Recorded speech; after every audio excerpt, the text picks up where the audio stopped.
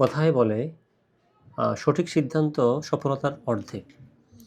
তো এইচএসসি পরীক্ষার পরে আমরা সবাই মেডিকেল পরীক্ষা, ভার্সিটি পরীক্ষা অনেক কিছু দিই। তো সবার স্বপ্ন একেক রকম নয়, আবার সবার স্বপ্ন সমানভাবে পূরণও হয় না। তাই আমরা চেষ্টা করি স্বপ্নের কাছাকাছি কোথাও গিয়ে নিজেদের স্বপ্নটাকে পূরণ করার জন্য। ঠিক তেমনি যারা মেডিকেল এমবিবিএস পরীক্ষায় উত্তীর্ণ না হয় বা চান্স না হয়, তখন অনেকের ইচ্ছা থাকে তারা বিএইচএমএস বা বিইউএমএস, বিএমএস করার জন্য। আমি কথা বলবো আজকে বিএইচএমএস নিয়ে, যে বিএইচএমএস কাদের পড়া উচিত, কাদের পড়া উচিত না। বিএইচএমএস তাদের জন্য নয়, অর্থাৎ তাদের বিএইচএমএসে আসা উচিত নয়। যাদের শুধুমাত্র স্বপ্ন হচ্ছে যে আমি নামের আগে ডাক্তার ব্যবহার করতে পারবো, মানে ডাক্তার ব্যবহার করার যে একটা মানে স্বপ্ন, এটাকে বাস্তবায়ন করার জন্য বিএইচএমএসে আসা উচিত নয়।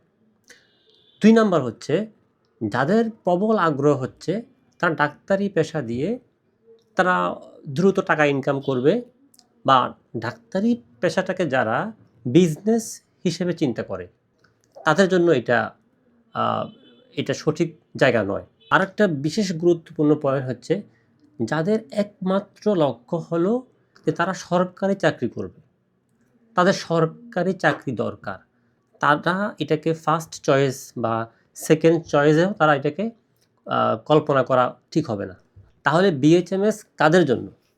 বিএইচএমএস তাদের জন্যই যাদের মধ্যে আছে অ্যাডভেঞ্চার এবং চ্যালেঞ্জ গ্রহণের সাহস, এবং যাদের মধ্যে আছে শ্রম, সময়, ধৈর্য এবং সাধনার সাথে হোমিওপ্যাথির প্রতি প্রবল আগ্রহ এবং ইচ্ছাশক্তি। একটি নির্মম সত্য হলো বিএইচএমএস এমবিবিএসের সমমান হলেও শুরু থেকেই একজন এমবিবিএস স্টুডেন্ট যেভাবে সামাজিকভাবে মূল্যায়িত হয়, একজন বিএইচএমএস স্টুডেন্ট সেভাবে মূল্যায়িত হয় না।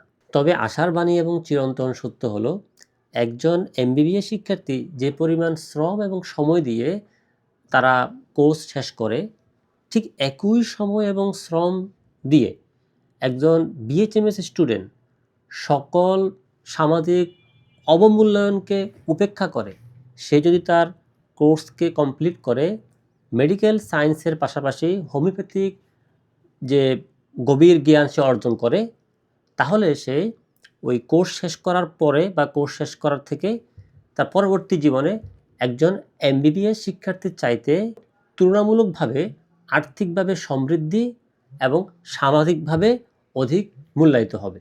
আরেকটি কথা বজায় রাখা উচিত, যারা আর্থিকভাবে অনেক বেশি অসচ্ছল তাদের জন্য বিএইচএমএস কোর্স উপযুক্ত নয়, কারণ এই কোর্স করে প্রতিষ্ঠিত হতে অনেক সময় এবং সাধনার প্রয়োজন। বিখ্যাত American homeopath James Tyler Kent তিনি বলেছেন, কেউ যদি হোমিওপ্যাথিকে সঠিকভাবে অর্জন করে এবং ধারণ করে বা হোমিওপ্যাথির জন্য সময় ব্যয় করে, তার সাথে হোমিওপ্যাথি কখনো বেইমানি করে না। অর্থাৎ হোমিওপ্যাথি তাকে আর্থিকভাবে মর্যাদা দিবে এবং তাকে সামাজিকভাবেও তাকে মূল্যায়ন করবে। পরিশেষে এটাই বলতে চাই, যারা শুধুমাত্র ডাক্তার পদবি ব্যবহার, বাহ্যিক চাকচিক্যের মোহে পড়ে আবেগের বশবর্তী হয়ে হোমিওপ্যাথিক শিখতে চান বা বিএইচএমএস কোর্সে ভর্তি হতে চান, তাদের জন্য এটি সঠিক জায়গা নয়। বরং এটি তাদের জন্যই যাদের মধ্যে পরোপকারী মনোভাব এবং সত্যিকারের চিকিৎসা বিজ্ঞান জানার আগ্রহ আছে, তাদের জন্য এটি একটি স্বপ্নের ঠিকানা।